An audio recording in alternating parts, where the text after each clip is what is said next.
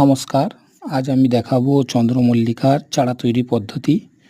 যদি আমার ভিডিও ভালো লেগে থাকে অবশ্যই সাবস্ক্রাইব করে দেবেন, বেল আইকন অন করে দেবেন এরকম ধরনের ভিডিও পেতে।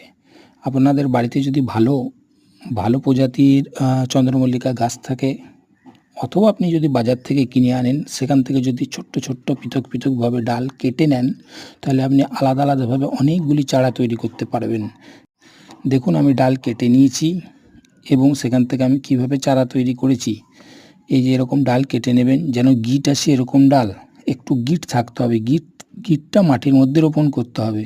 এই যে এই ডালটা দেখুন, আমি আগে একটা এরকম গিটওয়ালা ডাল কেটে নিয়েছিলাম এবং মাটিতে রোপণ করে রেখেছিলাম। সেটা কি সুন্দর পৃথকভাবে গোড়া বেরিয়েছে এবং এই গাছটি কিন্তু বড় হবে এবং প্রচুর ফুল ফুটবে।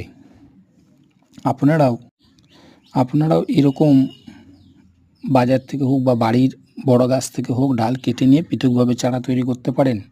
আমি যে ডালগুলো আজ কেটে নিয়েছিলাম সেগুলো মাটিতে আজ রোপণ করে রাখলাম। এগুলোও গোড়া বেরোবে এবং পৃথকভাবে চারা তৈরি হবে এবং আমি এর থেকে ফুল পেতে পারি।